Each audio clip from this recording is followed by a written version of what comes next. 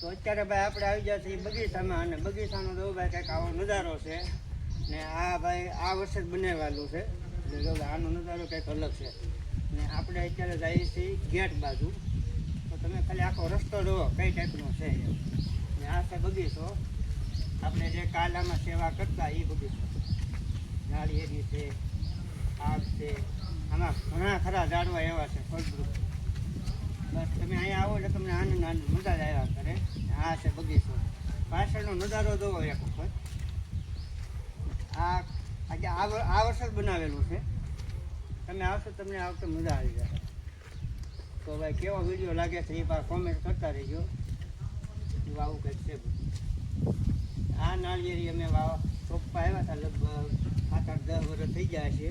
2 બોલેરા લઈને આવ્યા હતા. ટ્રસ્ટી પણ હાર્યા હતા, અને અમારા ગામ રોણિયા ગામથી 2 બોલેરા આવ્યા હતા. ને એમાં ઘણા ગામના અલગ અલગ પણ હતા.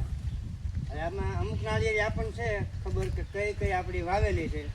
બાકી તો બધાના ભાગમાં 5-5-10 રોપડા રોપવાના આવ્યા હતા. એ રોપડાને અત્યારે ફળ આવતા થઈ ગયા છે. એટલે આપણને દરેક વધુ આનંદ થાય કે ભાઈ આપણી વાવેલી નાળિયેરી અત્યારે ફળ આપે છે. તો ભાઈ તમને કેવો લાગ્યો અમારો વિડીયો, બરાબર? તો હળવે હળવે આપણે ગેટ પાસે પૂગી ગયા છીએ, અને ખાસ તો તમને આ નજારો દેખાડવા માટે જ આપણે અહીંયા આવેલા રહીએ છીએ કે ભાઈ પાછળનો નજારો તમને કેવો લાગે છે. તો ભાઈ જોતા રહેજો અમારો વિડીયો, બરાબર? કોકનું સહી.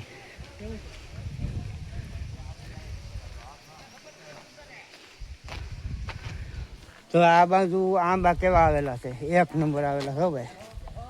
જો ફૂલ કેરી છે આંબામાં. મોરે એટલો છે ને આંબા આવેલા એટલા છે.